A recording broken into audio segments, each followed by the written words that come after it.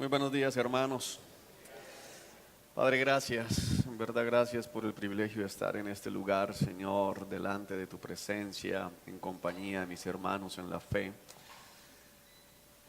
Delante de ti estamos, Señor, nos humillamos delante de tu presencia, nos encomendamos a tu cuidado y te pedimos, amado Rey, que podamos ser instruidos por tu palabra, Dios. Que tu presencia, Señor, en medio de nosotros y en nosotros, Señor, haga la obra que es imposible, Señor, hacer por méritos humanos. En el nombre que está sobre todo nombre, el nombre de Cristo Jesús, encomendamos, Señor, a cada hermano que está, Señor, en camino, a cada hermano, Dios, que por motivos de fuerza mayor no va a poder estar con nosotros.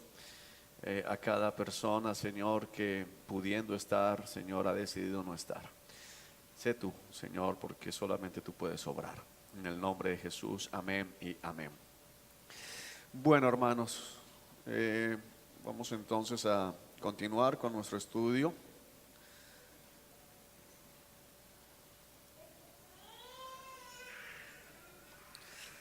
Y tenemos entonces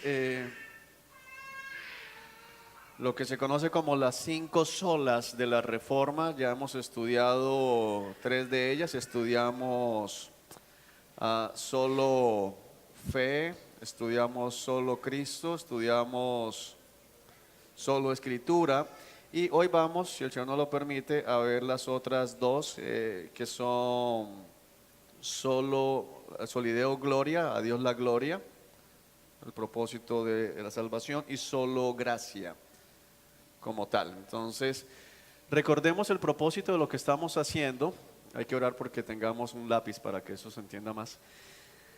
El propósito de lo que estamos haciendo con esto de la reforma, que espero terminar el día de hoy, es entender por qué seguimos hablando de que no somos hermanos con el catolicismo ni con las otras sectas que se identifican a sí mismos o a sí mismas como cristianos.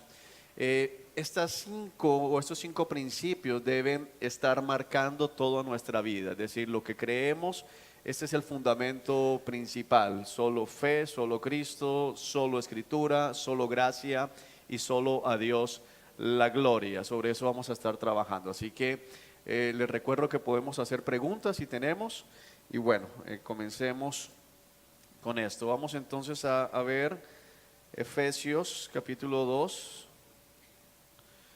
Ya lo estuvimos estudiando hace 8 días con otro de los postulados. Y vamos a ver Efesios 2:8, solo gracia, solo gracia. Esto es fundamental. Lo vimos también en solo fe, pero se encuentra entre muchos otros aquí también. Dios los salvó por su gracia. Dios los salvó por su gracia cuando creyeron. Ustedes no tienen ningún mérito en eso, es un regalo de Dios. La salvación no es un premio por las cosas buenas que hayamos hecho, así que ninguno de nosotros puede jactarse de ser salvo, pues somos la obra maestra de Dios. Él nos creó de nuevo en Cristo Jesús a fin de que hagamos las cosas buenas que preparó para nosotros tiempo atrás. Creo que les comenté hace 8 días que en un movimiento hecho por la Iglesia Católica Romana llamada la Contrarreforma, que se da unos años después de que inicia la Reforma Protestante, uno de los puntos principales que se erigió desde Roma y que todavía está vigente es anatema sea todo aquel que diga que se es salvo solo por gracia, y ese punto todavía permanece. Es decir, ese postulado de Roma en su contrarreforma, que fue el movimiento como para tratar de contrarrestar lo que había iniciado Lutero y todo el grupo de reformadores, todavía permanece, y eso es uno de los factores fundamentales. A veces nos desgastamos cuando hablamos con una persona a la cual queremos hacerle ver el error. Hablemos específicamente del catolicismo, porque creo que todos aquí tenemos parientes o amigos que son católicos y que deseamos predicarles el evangelio, y que muchos de ellos no son tal vez el prototipo de católico que a veces tenemos en la mente. Y hay que entender eso porque ha habido algunos cambios al interior de Roma y no todos los católicos están con estatuas.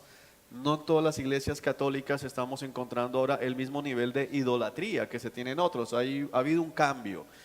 Por ejemplo, dentro del catolicismo está el movimiento carismático, donde ellos se mueven mucho a buscar, según ellos, la guía del Espíritu Santo y dejan de un lado las imágenes. Los que estuvimos el jueves en el servicio, escuchamos a nuestro hermano Leonardo que compartía cómo algunas personas que se criaron con él en infancia decían: yo soy católico carismático porque no me gusta la idolatría. ¿De qué está hablando? Porque a veces vamos a compartir al católico y le decimos: es que ustedes adoran estatuas, y te vas a encontrar con católicos que no. Te vas a encontrar con católicos que dicen: yo nunca me he postrado delante de una estatua, yo no tengo una virgen en mi mesa de noche, yo no tengo un divino niño, yo no tengo eso. Entonces se quedan algunos sin argumento. Pero es que el problema con Roma no es las estatuas, no son las imágenes, porque hay algo que tenemos que comprender nosotros. Vamos por acá más bien. Vamos a Reyes. Vamos a Primero de Reyes.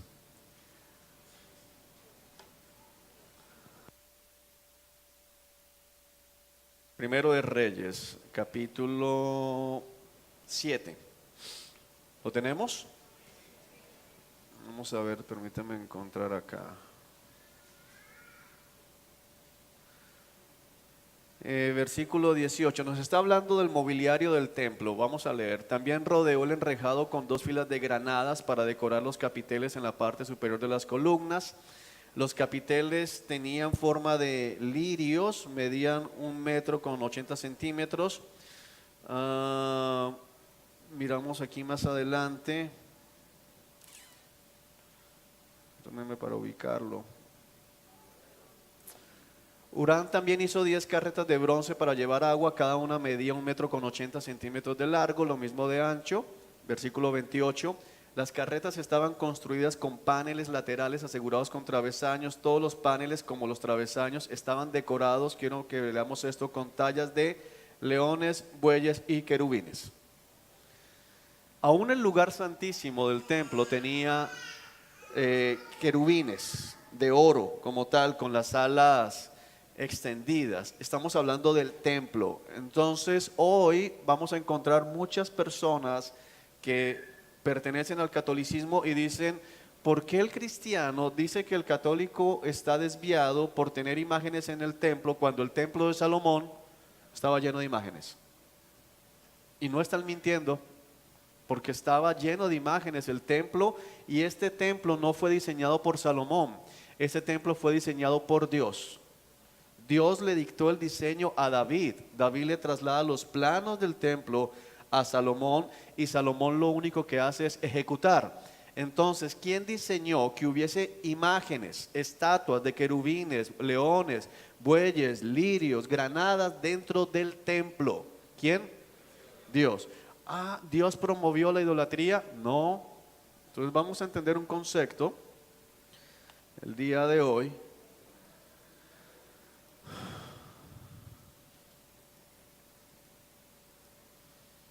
Ténganme paciencia, hoy estoy lento. Iconoclasia.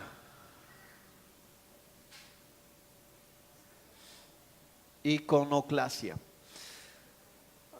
Esto es teología, pero así por encima. Iconoclasia hace referencia a el uso de símbolos dentro de la adoración, tanto hebrea, solo Antiguo Testamento, Yahweh, como dentro del cristianismo como tal. La aceptación del uso de símbolos. Por ejemplo, la iconoclasia dentro de Misión Rescate está la cruz. Aquí en mi camiseta está la cruz. Esto es iconoclasia, algo que nos identifica. Usamos símbolos para identificar, para recordar cosas que Dios ha hecho. Esto es iconoclasia. Los candelabros que Dios puso representaban la presencia del Espíritu Santo, es decir, hay íconos dentro de la iglesia como tal y ha habido siempre dentro del pueblo de Dios. Ahora, tenemos claridad en que una cosa es tener el símbolo de la cruz y otra cosa es que una persona esté, vamos a tratar aquí, adorando la cruz. Y entonces es el que, si va pasando por una situación difícil, coge la cruz que tiene colgada al cuello, la que tiene en la camiseta y la aprieta fuerte. Ahí tenemos idolatría. Pero quiero establecer que no todo católico tiene esto. O sea, no todo católico se postra delante de imágenes. No todo católico soba los pies de una estatua. Sí, en Semana Santa vemos que sacan y hay gente que le tira pañuelos y llora con la estatua así, pero no todos. Entonces, ¿qué pasa ahí?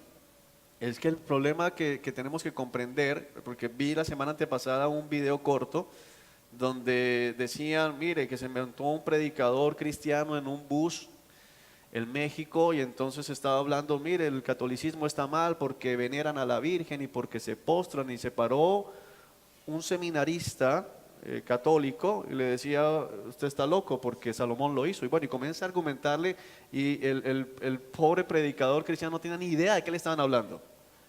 No tenían la menor idea y quedaba sorprendido como, no, eso no lo dice. Y sí lo dice. Sí habían querubines en el templo, sí habían leones en el templo, sí habían bueyes en el templo, habían muchas imágenes en el templo ordenado por Dios. Entonces, ¿a dónde tenemos que apuntar nosotros, queridos hermanos? Volvamos allí a Efesios.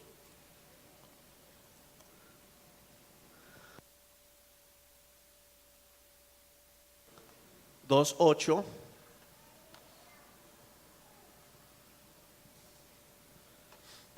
Y nos vamos aquí. Gracia. Esta es la diferencia. Gracia. El punto de quiebre fundamental, aún por encima de otras cosas que tenemos que ver, es que en Roma se considera que la gente puede ser salva o necesita obras para salvación. Y ellos declaran dentro de su credo que es maldito el que cree que se puede salvar solamente por gracia, sin llevar a cabo ningún tipo de sacramento, sin llevar a cabo ningún tipo de obra. Dicen es imposible salvarse. Esa es la diferencia fundamental. Tenemos que llegar a la médula. ¿Por qué tenemos un abismo que nos separa con el catolicismo? Porque nosotros creemos a la luz de la Escritura que la salvación se recibe única y exclusivamente por gracia. Y nos comienza a explicar el texto. Este es uno de muchos que dice, ustedes no tienen ningún mérito. Es decir, no hay nada que tú hayas hecho. No hay nada que yo haya hecho para merecer la salvación. Es una cosa que viene únicamente porque Dios ha decidido soberanamente, unilateralmente, regalárnosla. La gracia es un favor inmerecido de Dios, es un favor inmerecido. Por eso el término que vemos aquí en el versículo 8 es regalo. Es un regalo, o sea, no hicimos nada, Dios nos la regaló por gracia. ¿Qué hicimos para merecer el regalo? Absolutamente nada. El versículo 9 lo aclara todavía más. La salvación no es un premio. La palabra premio es, en griego hace más referencia a recompensa. No es una recompensa. La recompensa, por ejemplo, dice la Escritura que no se considera un regalo el salario del trabajador.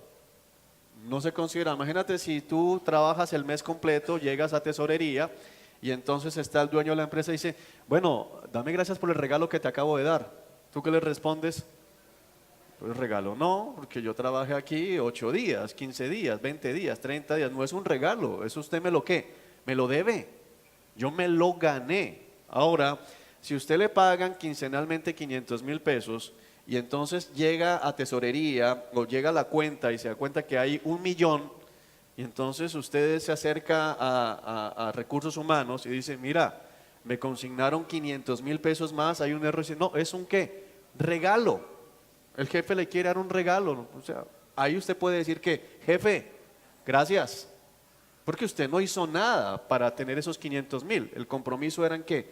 500,000 y le dieron 1,000,000. Entonces, Es importante entender esto porque no es una recompensa, no es un premio, no es Dios diciendo, bueno, me tocó salvarlo, se ganó la salvación, sino que la salvación la recibimos como una dádiva, como un don, un regalo de parte de Dios. Y eso es lo que genera este abismo entre el cristianismo y el catolicismo romano. O sea, estamos completamente separados. Cuando ellos dicen que si alguien cree que se salva solo por gracia es maldito, utiliza la palabra en el credo católico anatema, maldito delante de Dios, maldito por Dios. Para el catolicismo, de acuerdo a su doctrina fundamental, nosotros estamos en maldición, porque nosotros creemos que la salvación es única y exclusivamente por gracia. Eso es fundamental, es una de las cosas fundamentales. De hecho, es una de las cosas más hermosas, porque si fuese la salvación ganada por obras, ¿quién aquí la gana? Nadie. Es una de las cosas maravillosas, es decir, estaríamos condenados.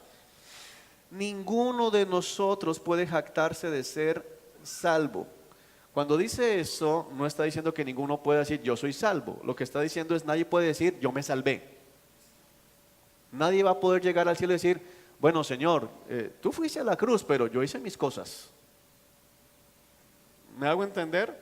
Hace 8 días, no vi hasta Esteban aquí, no vamos a profundizar porque eso es soteriología, pero Esteban hacía una pregunta al final, decía el monergismo o sinergismo, esto tiene que ver con la soteriología, que es la teología o la doctrina de salvación. En el monergismo, que es como nos ubicamos aquí nosotros, se cree que toda la obra de salvación es hecha por el Espíritu Santo de Dios, todo es por Dios. O sea, ¿qué hizo el hombre para ser salvo? Nada.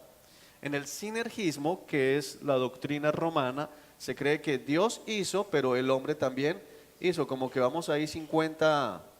O sea, Dios hizo una parte en la cruz, pero yo hago otra parte con mis buenas obras.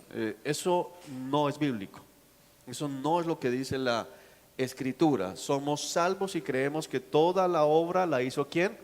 Dios. No tuvimos nada que ver, no hicimos nada. Y entonces las buenas obras que yo produzco, porque mira lo que dice aquí a continuación, porque a mí me encanta, el Señor conoce tanto nuestros corazones. Y dice, pues somos la obra maestra ¿de quién? ¿Se puede la obra jactar de sí misma? ¿Puede un cuadro decir, mira, qué tremendo cuadro soy? No, o sea, ¿a quién le da uno el mérito? ¿Al cuadro o al autor del cuadro? Al autor del cuadro. Él es el que recibe los créditos, no la gente admira la obra. Wow, qué cuadro bonito, pero el crédito va ¿a quién? Al que creó, al pintor o al arquitecto o al ingeniero, el que haya construido como tal. Desde esta perspectiva somos la obra maestra de Dios, y cuando hablamos de obra maestra, uno no habla de obra maestra de una obra cualquiera, sino la mejor obra.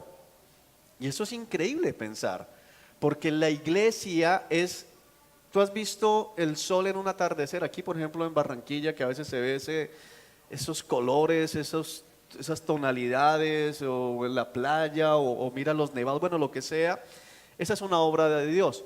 Pero la iglesia es la obra maestra de Dios. Es una cosa tremenda, es decir, por encima de todo eso, la iglesia. ¿Por qué? Porque hermano, es que nosotros, Efesios 2 comienza diciendo que estábamos muertos, estábamos como enemigos de Dios, gobernados por el diablo, y ahora somos salvos. O sea, es lo mejor, de algo completamente dañado, Dios hace esto tan hermoso. Allá hay pregunta. Buen día, amado. Con respecto a ese tema, hay dos, como dentro del catolicismo y aún dentro de los protestantes, se mezcla un poco entre la salvación por gracia y la salvación correspondiente. El catolicismo, su doctrina, porque es que el problema tenemos que ver es qué es lo que profesan ellos y cuáles son las verdades que tienen que afirmarse cuando ellos van en sus sacramentos. En el catolicismo va la obra, Por lo no menos la en el quitan. catolicismo, cuando es que hay tantas corrientes dentro del catolicismo, pero una de ellas decía que cuando la salvación es por Dios, pero ante el Señor cuando se presente se va a presentar qué es lo que va a mostrar el hombre, las obras. Ah, bueno, eso es diferente, vamos para allá. Uno, dos, que en el protestantismo la salvación es por Dios, entonces los que se salvan, Dios no los salvó. Hay una otra corriente del protestantismo, o sea que si solamente la salvación es de Dios, también es solamente de Dios no salvar a los que Él no quiere. Bueno, mira, lo que tenemos que entender es lo siguiente. Cuando hablamos de protestantismo, estamos hablando de los que se identifican con estas 5 solas. De resto, entonces entramos con todos los que se identifican como cristianos fuera de Roma y no todos ellos son cristianos. Entonces, eso es lo que precisamente queremos afianzar con este estudio, porque si no, no tenemos ninguna diferenciación. ¿Cuáles son las raíces históricas de la palabra y qué fue lo que sacaron los reformadores? Cuando hablamos de soy protestante, pero no creo que la salvación sea solo obra de Dios, creo que ya no estoy en eso. O sea, ya no soy ni siquiera cristiano a la luz de lo que dice la Escritura. Cuando se habla de catolicismo y que hay diferentes corrientes, tenemos que comprender que Roma, aunque tiene diferentes congregaciones, tiene una sola cabeza. Y es Roma, es decir, qué es lo que Roma está diciendo y para ser identificado dentro de ellos, tienen que adherirse a eso. Cuando alguien se sale, entonces ya no lo vemos como católico, está en otro grupo, bien sea que se siga diciendo yo sigo siendo católico por algún otro motivo, pero ya no hace parte, ni siquiera reconocido por Roma como católico. Entonces, por eso es que hemos hablado no solamente de catolicismo, sino testigos de Jehová, mormones, ciencia cristiana, y bueno, hay una cantidad de sectas que se van levantando alrededor. Ahí tenemos que volver y con mucho cuidado al primer principio, que fue solo Escritura. ¿Qué dice la Escritura? Porque comenzamos a pensar y nosotros mismos a validar que toda corriente que se identifica como cristiana es cristiana, y no. Es decir, se llaman a sí mismos, Pablo lo dice en Gálatas, parece el Evangelio, pero no es el Evangelio en absoluto, y eso es lo que tenemos que tener cuidado. Ahora, somos la obra maestra de Dios, que es lo que dice acá la palabra, en el sentido de que el hombre no participó, o sea, no somos copartícipes en la salvación, y eso es bien importante. La salvación es producida total y absolutamente ¿por quién? Por Dios. Eso es fundamental, eso es cristianismo, eso es las raíces básicas. No dice somos la obra compartida entre Dios y los hombres. No, es una obra que todo se le atribuye ¿a quién? A Dios. Tú no hiciste nada. Ahora, voy a explicar esto un poquito. Si vamos al día de nuestra conversión, trasládese 10 años o trasládese una semana, si usted se salvó hace una semana, tal vez en nuestra mente nosotros recordemos, bueno, ¿cómo fue mi salvación? Bueno, yo tomé la decisión de seguir a Cristo. Tú lo puedes recordar así. Pero cuando vamos a estudiar la Escritura y cuando lleguemos delante del Señor, nos vamos a dar cuenta que si llegamos a tomar la decisión fue porque el Espíritu Santo produjo en nosotros el tomar esa decisión. Es decir, no hay posibilidad. La Biblia dice que estamos muertos, estábamos muertos. Miremos acá el mismo texto de Efesios que nos ayuda mucho más. Antes, hay una mano levantada, ya voy a dar la palabra. Dice aquí, Efesios 2:1, antes ustedes estaban como muertos.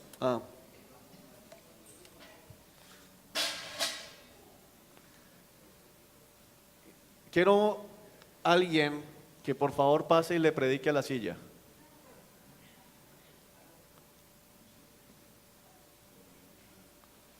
¿Quién se le mide? Le vamos a dar hasta, no importa, 6 de la tarde, una semana completa. ¿Quién se levanta y viene y le predica a la silla? Para que se arrepienta la silla.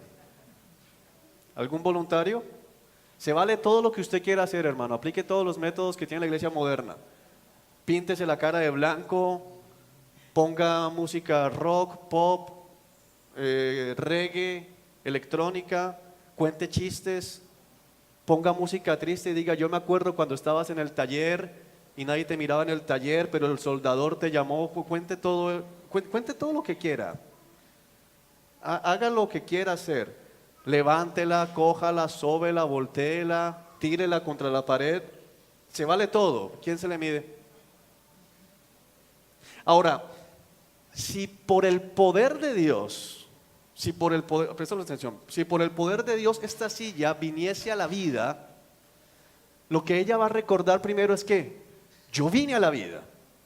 Pero cuando conozca la historia de fondo, va a ver, ella estaba muerta y si vino a la vida fue porque Dios obró. No sé si me hago entender. Porque de acuerdo a la escritura, esto es lo que éramos nosotros, estábamos muertos. Estábamos muertos, entonces ¿cómo puede un muerto venir a la vida? ¿Cómo puede un muerto decir, no mira, yo busqué a Cristo? No puede. Es decir que antes estábamos muertos, ahora estamos vivos, es por gracia. No, pero yo me acuerdo que yo estaba en la iglesia y sí, yo sé que eso de te recibo en mi corazón no sirve, pero yo fui el que decidí, yo voy a congregarme, yo voy a buscar. No, Dios te salvó. Tú estabas muerto, tú tal vez lo recuerdas así, pero lo que pasó espiritualmente fue que Dios te trajo a la vida. Ahora, ya lo estudiaremos en otro caso, no es hoy, soteriología. Puedo después de eso rechazar, echar para atrás, eso no lo vamos a estudiar el día de hoy. Pero que la persona abra, que esta silla logre ver a Dios, contemplar la gloria de Dios y decir, Dios es Dios, Dios murió por mí en la cruz, yo estaba muerto, es una obra sobrenatural. De hecho, yo creo que habrá más posibilidad en que la silla pudiese ser lo que el muerto completamente descompuesto en el cementerio. Escuché de un profesor un maestro de evangelismo que a sus estudiantes en las últimas clases los llevaba al cementerio. Les decía, predica. Escoge la tumba que quieras y predícale. No, pero, profe, pero predícale, dile que se arrepienta. Es perdido. Bueno, y es para eso. Entender que nosotros no tenemos poder de dar vida a nadie y que si alguien responde, ¿lo hizo quién? El Señor. Por eso no importa cuántas corrientes se muevan, no, que es que el hombre, la Biblia me dice otra cosa, yo estaba muerto, tú estabas muerto, si hoy vives es porque Dios obró. Hay una mano levantada, yo la había visto, hermano. Buenos días, Dios le bendiga a todos. Amén. Sabemos que la salvación es para la gloria y honra de Dios, únicamente por Él. Amén. El ser humano no tiene capacidad de decidir. Entonces yo hago esta pregunta, los que se pierden, ¿quién decide que se pierdan? ¿Dios o el mismo ser humano? Ahí vamos a ver la doble responsabilidad. Es que no me quiero meter allá, eso es soteriología, donde vemos soberanía de Dios y vemos responsabilidad humana. Por ejemplo, los niños estaban estudiando hace 8 días el faraón, el corazón endurecido. Entonces la Biblia dice, Dios endurece el corazón del faraón. Y entonces algunos dicen, oye, pobrecito el faraón, ¿qué culpa al faraón si Dios le endureció el corazón al faraón? O sea, faraón va a estar en el infierno diciendo, yo qué culpita. Pero por el otro lado, la Biblia dice que el faraón endureció su corazón. Entonces siempre vamos a estar moviéndonos en las dos áreas, soberanía de Dios, responsabilidad humana. Es que no quiero meterme allá. Pero para responder un poquito a la pregunta, hermano, si nos vamos solo en el punto de el hombre no puede hacer nada, entonces estaríamos entrando en doctrina como predestinación, ¿de acuerdo? Calvinismo, y podríamos ver argumentos en la escritura. Si nos vamos por responsabilidad del hombre, vamos a ver muchos pasajes en la escritura. Hay hermanos, ojo con lo que voy a decir, hermanos, sinceros hermanos, hombres de Dios que se van por acá. Hay hermanos, sinceros hermanos que se van por acá. Yo estoy con muchos otros hermanos en no entiendo. Usted tiene un pastor que no entiende. Yo soy del grupo que... Él me dice, Juan, ¿cuál de los dos? Yo digo, no sé, yo veo las dos en la escritura. Entonces, ¿cómo opera la soberanía de Dios con la responsabilidad del hombre? No entiendo. Pero entiendo, lo que sí entiendo es que si yo vengo a la salvación es porque Dios me da vida y me llama. Y si me voy para el infierno es mi culpa. ¿Me hago entender? Si yo llego al cielo, ¿de quién fue la obra? De Dios. Y si me voy para el infierno, ¿de quién fue la obra? Mía. Pero ¿cómo así? ¿O del Señor o tuya? Del Señor la salvación, del hombre el infierno. Es lo que tenemos que ver. Ahora, cuando lleguemos a soteriología, que les invito a que estudien en el Instituto de la Iglesia, que no tiene costo, vamos a poder comprender como a fondo estas dos doctrinas. Pero escuchaba de un pastor, Augusto, un brasilero, me gusta la explicación de él, dice, ver la soberanía de Dios y la responsabilidad del hombre es como ver la carrilera de un tren, los dos rieles. Uno los ve aquí separados, ¿sí? Pero cuando uno ve hacia el horizonte, ¿qué sucede? Se unen. Y él daba un ejemplo que me gustó mucho, decía, cuando tú ves responsabilidad del hombre como tal, entonces, ¿qué sucede? Entra por la puerta de la salvación y el que creía únicamente en la soberanía, que ya que yo no hice, nunca tenía la posibilidad de echarme para atrás, va a haber un cartel atrás que va a haber, cuidaste la salvación. Y el que creía que entró ahí, va a haber un cartel que dice, entraste porque te llamé. Es decir, las dos cosas van a funcionar al tiempo. Ahora, mi cerebro no da para comprenderlo, porque voy a encontrar 100 pasajes que me muestran exclusivamente que Dios llama y que no hay posibilidad de que el hombre eche para atrás. Pero encuentro otros 100 que me dicen, arrepiéntete, y cuando Dios dice arrepiéntete, dice todo el que crea puede ser salvo, Dios está diciendo la verdad. Entonces tienen que pasar las dos cosas. ¿Cómo? No entiendo. Hermano, ahí el micrófono para que quede comprometido. Sí. Bueno, yo digo, las corrientes cristianas que predican la predestinación tienen fundamentos bíblicos. Sí, mire, de hecho, usted puede negar, y por eso yo trato con esto de tener mucho cuidado en no dividir las iglesias por esto, porque alguien puede decir, no, yo no creo en la predestinación, pero usted no puede sacar la palabra predestinación de la Biblia. Está, y muchas veces, a los que Dios predestinó, llamó, a los que llamó, justificó, santificó y glorificó. O sea, los que preparó de antemano, no lo podemos quitar, pero al mismo tiempo está la otra, no te salvas porque no te arrepientes. Bueno, pero entonces, ¿cómo las dos? Es un misterio. Pero las iglesias que predican eso, predestinación, yo una vez hice una pregunta, Sí. porque tuve un tiempo que me congregué allá, le dije al pastor, venga acá, pero una persona que es predestinada puede perderse, y me dijo que no. Bajo la perspectiva que ellos lo ven, no se perdería porque dice, bueno, si está predestinado significa está hecho para esto, ¿sí? Entonces, lógicamente en su cosmovisión de soteriología va a tener que responder que no. Pero por el otro lado, es que el problema es cuando se casan con una sola parte y entonces anulan las demás, porque es válido encontrar hermanos en la fe que dicen, bueno, los cristianos no se van a perder. Entonces, vamos a poner el caso acá. Hay dos posiciones. Una, las cartas de Juan nos hablan, esto todavía está relacionado con la gracia, sí, entonces no me he salido el tema completamente. Las cartas de Juan nos habla de salieron de nosotros, pero no eran de nosotros, porque si hubiesen sido de nosotros, hubiesen permanecido. Esa posición que respalda la posición de predestinación. O sea, todo el que se va, no importa si llevaba 30 años en la iglesia, es porque nunca fue salvo. ¿Ok?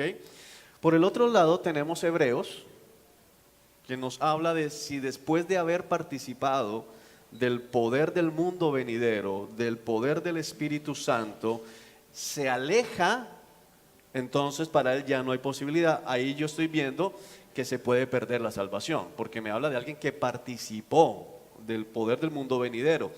Y la única interpretación, si me quedo con el texto de poder del mundo venidero, es soy salvo. Yo no puedo hablar de participar del poder del mundo venidero sin ser salvo, de gustar del poder del Espíritu Santo sin ser salvo. Estoy en el Nuevo Testamento y el Nuevo Testamento eso me habla de llenura, no estoy en el Antiguo Testamento. Pero tengo los dos. Y entonces se contradice. No, el problema es que nuestro cerebro es muy pequeño y no entiende. O sea, ahí tenemos que llegar entonces con humildad. y decir, ¿Dios se contradijo? No, Dios no se contradice. ¿Dios miente? Dios no miente. Tu cerebro y mi cerebro son tan chiquiticos que no entienden. Por eso el ejemplo que siempre pongo es como los que son de mi época, que tuvieron disquete. ¿Se acuerdan los disquetes? No se haga que no, usted tuvo disquete, usted lo vio. ¿Usted se acuerda de eso? Ese disquete, como una tostada delgada, uno quería cuadernos con bolsillo para disquete, uno quería eso. Ok, usted tuvo disquete. Si usted toma, por ejemplo, este software, este programa que utilizamos aquí en la iglesia para el estudio, y lo mete en un computador de eso, ¿sabe qué hace el computador? No, el programa no sirve para nada. El problema no es el programa, el problema es ¿cuál?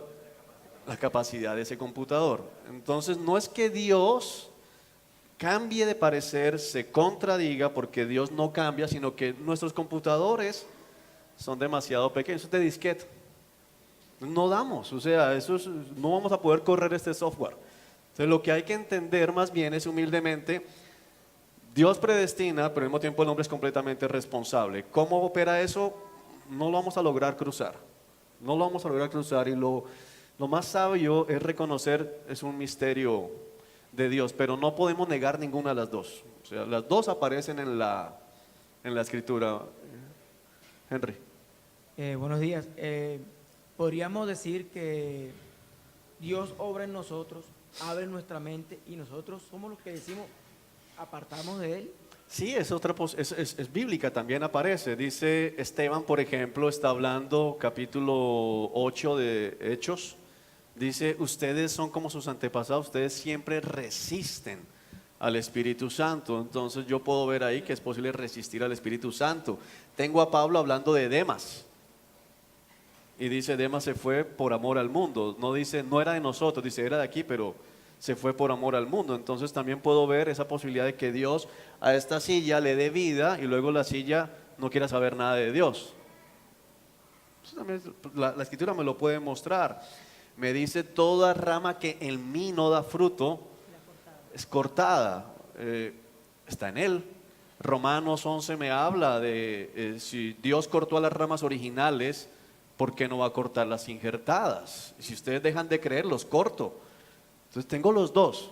O sea, el punto es ese, las dos doctrinas las encuentro en la Biblia. A mí lo que me parece que algunos hermanos caen y se desvían es cuando comienzan a descalificar a los que no van con lo que ellos están viendo.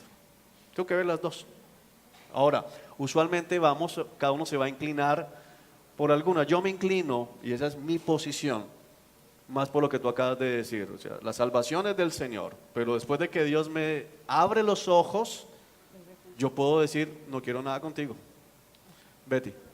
Podemos tomar ahí como, por ejemplo, a Saúl y a Sansón. Dios los llama y ellos son los que deciden y terminan perdidos. A Sansón no tanto, porque Sansón no me dice la escritura cambio de corazón.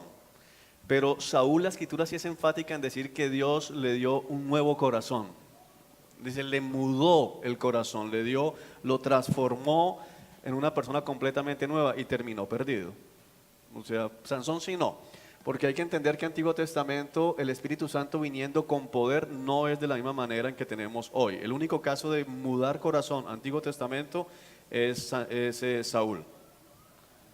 Amado, ¿podemos establecer entonces que la gracia es para todos o simplemente el Señor tiene misericordia de quien quiere tener misericordia? Las dos cosas. Las dos cosas le dice la escritura. La gracia es extendida a todos los hombres. Dice, Dios manifiesta su amor por el mundo en que da a su Hijo. Ya me fui para otro tema. Su amor por el mundo al dar a su Hijo, pero al mismo tiempo dice, tendré misericordia de quien quiera tener misericordia. Ahora, entonces Dios, ¿hay unos a los que no les ofrece misericordia nunca? No, porque dice la escritura, vivo yo el Señor, que no deseo la muerte del malvado, sino deseo que se arrepienta y sea salvo. Todos los días extendí mis brazos de amor y misericordia a un pueblo rebelde que no quiso escuchar. Lo dice muchas veces en la escritura. Jesús mira a Jerusalén y llora, oh Jerusalén, Jerusalén, que siempre apedreas y matas a los profetas. ¿Cuántas veces quise reunirte bajo mis alas como la gallina reúne a sus polluelos? O sea, quería salvarlos, les extendió misericordia, pero también les dijo, para ustedes no hay perdón.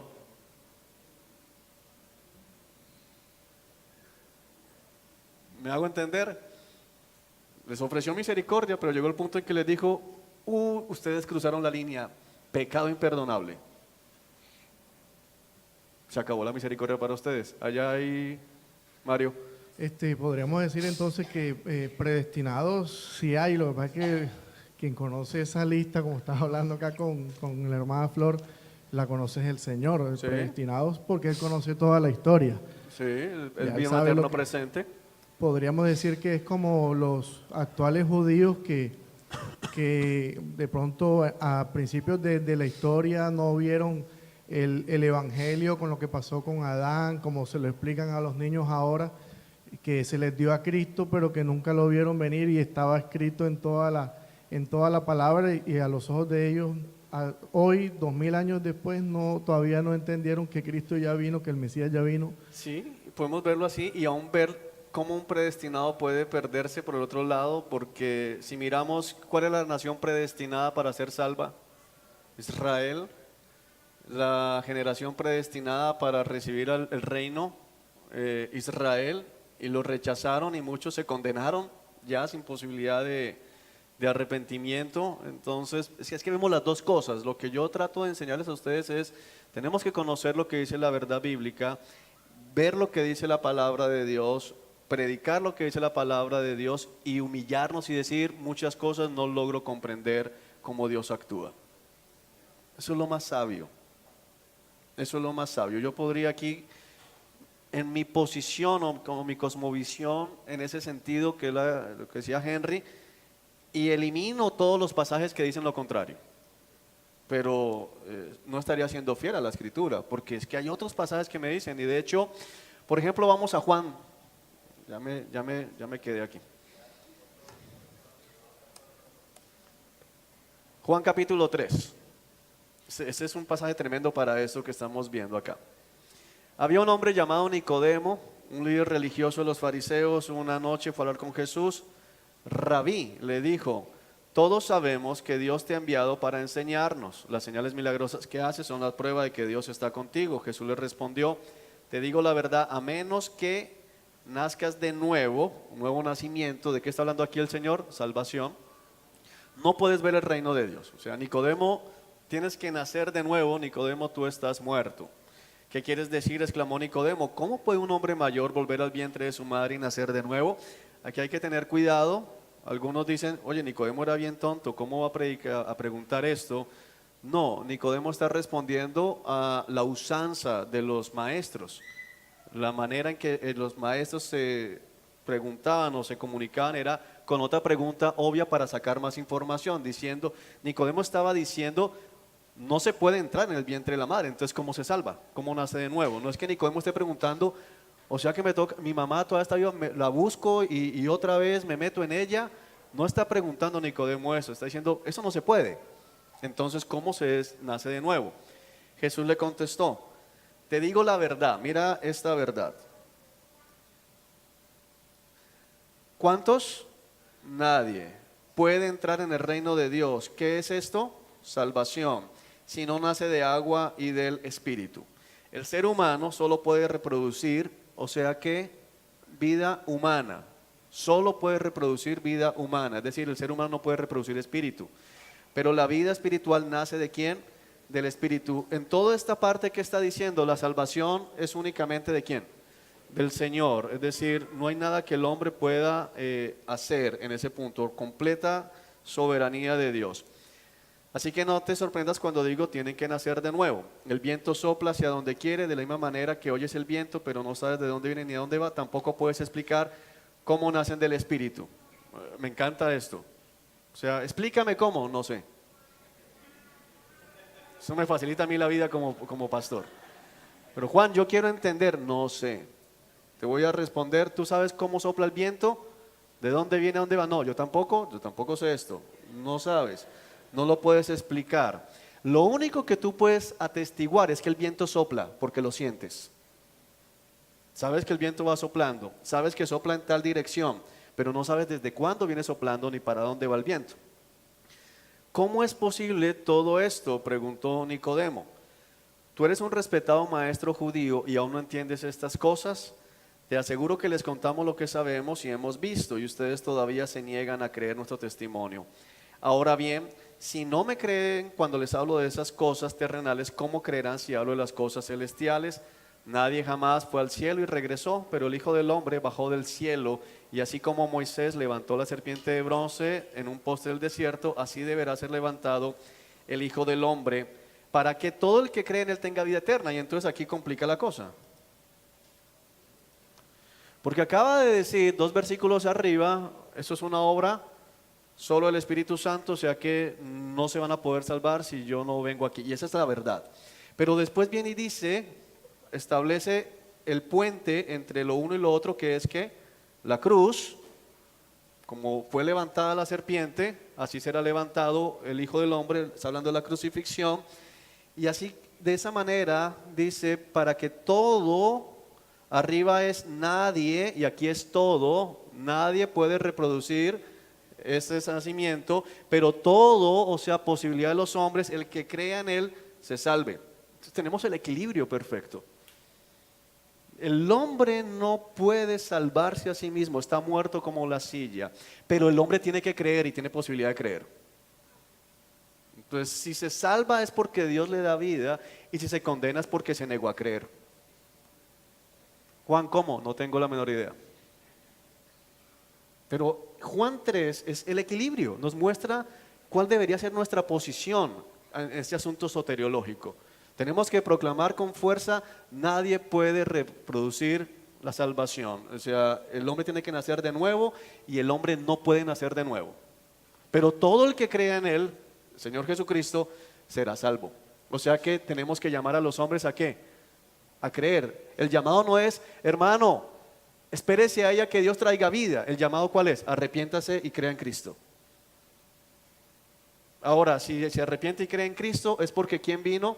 El Espíritu Santo, y le dio vida. Hay responsabilidad del hombre allí. ¿Amén? ¿Sí quedó más o menos claro? ¿O quedaron peor de lo que estaban cuando llegaron, hermanos? Venga. Paciencia. Bueno, y volviendo a nuestro estudio el día de hoy, entonces es cuarta sola, solo gracia. Aquí quedó gracia, porque volvemos a lo mismo. Miren, de hecho, miremos el versículo 16 para no dejar ahí cerrado. Pues Dios amó tanto al mundo que dio a su único Hijo para que todo el que crea en Él no se pierda, sino que tenga vida eterna. Dios, y mira esto tan tremendo, Dios no envió a su Hijo al mundo para condenar al mundo, sino para salvarlo por medio de Él. Aquí es donde algunos pelean y dicen, pero es que este mundo son solamente los predestinados, pero a mí la Escritura no me está diciendo eso aquí, me está hablando, salvó al mundo.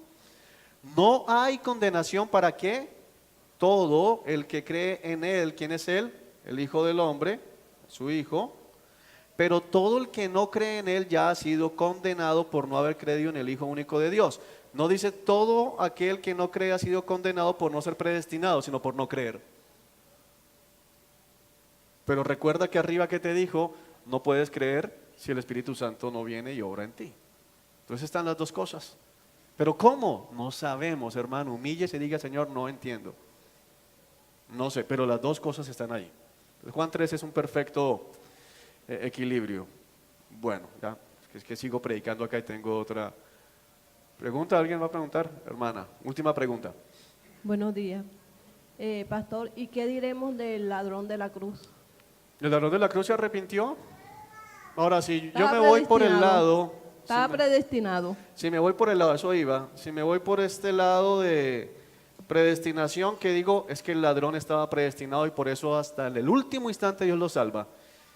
Y me voy, como decía Leonardo el jueves, mucho cuidado con los que dicen, es que si yo estoy en la lista, Dios no me deja morir sin arrepentirme. Ten cuidado, ten mucho cuidado.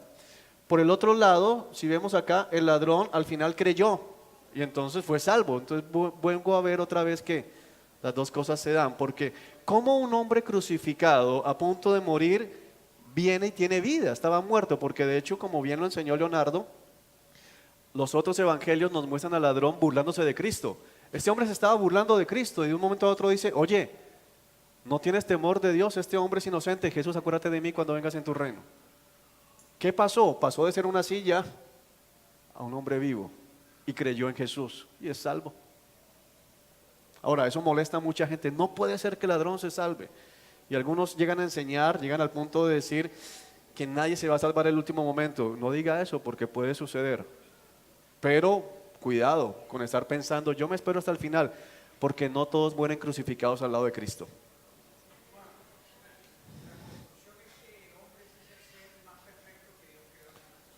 De la creación, sí, claro, se ha hecho en su imagen y semejanza. Los ángeles también tienen conciencia, pero más que eso es porque somos hechos cogobernantes con Dios, pero eso ya es Génesis y hoy sí no podemos eso. Listo, ahora sí ya terminemos porque si no se nos va el tiempo. Listo, hermanos. Si quedó con más dudas, nos toca una consejería o soteriología, Instituto Bíblico, cuando lleguemos allá a estudiar todas estas doctrinas. Vamos a prepararnos para adorar al Señor con nuestros cánticos y darle a Él lo que Él se merece. Amén.